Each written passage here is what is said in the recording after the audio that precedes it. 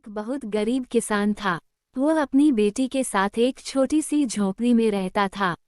उसके पास खेती करने के लिए इतनी कम जमीन थी कि उसकी फसल को बेचकर उसे बिल्कुल थोड़े से रुपए मिलते थे।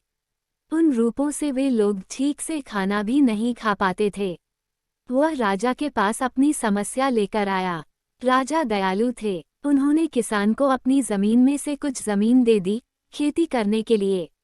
उन्होंने कहा, यह जमीन तो हमारी ही रहेगी, लेकिन उस पर उगने वाली फसल तुम्हारी होगी।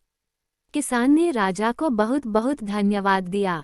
एक दिन वो खेत की जुताई कर रहा था, तभी उसका हल किसी कठोर चीज से टकराया। उसने वहां खोदकर देखा तो उसे सोने की एक ओखली मिली। किसान ईमानदार था। उसने अपनी बेटी से कहा, हमें यह ओखली राजा के खेत से मिली है।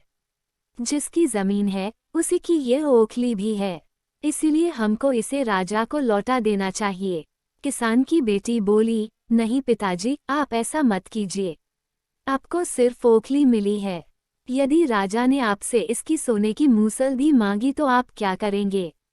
आप इस ओखली को अपने ही पास रखिए। लेकिन किसान को यह बात ठीक नहीं लगी। वह बोला, जो चीज हमें मिली ही नहीं, वह मांगने का राजा को कोई अधिकार नहीं है। वह राजा के पास ओखली लेकर पहुंचा, लेकिन दरबार में ठीक वैसा ही हुआ जैसा कि किसान की बेटी ने सोचा था।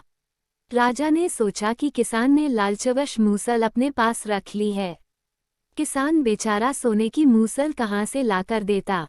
नतीजा यह हुआ कि किसान को जेल में डाल दिया गया। जेल में न उसे ढंग से खाना मिलता था, न पानी। किसान को ऐसी गलती की सजा दी गई थी जो उसने की ही नहीं थी। वह खाए पिए बिना निढाल हो गया। लेटे लेटे वह रोता रहता था और कहता था, बेटी की बात मानी होती। काश मैंने अपनी बेटी की बात मानी होती। एक दिन राजा ने उसे ऐसा कहते हुए सुन लिया। उन्होंने किसान से पूछा कि वह ऐसा क्यों कह रहा है। तब किसान ने राजा को पूरी बात बताई। राजा को अपनी गलती का एहसास हुआ। किसान को तुरंत छोड़ दिया गया। किसान की बेटी को राजा ने दरबार में बुलाया। उससे बातें करने के बाद राजा को पता चल गया कि वो कितनी बुद्धिमान है।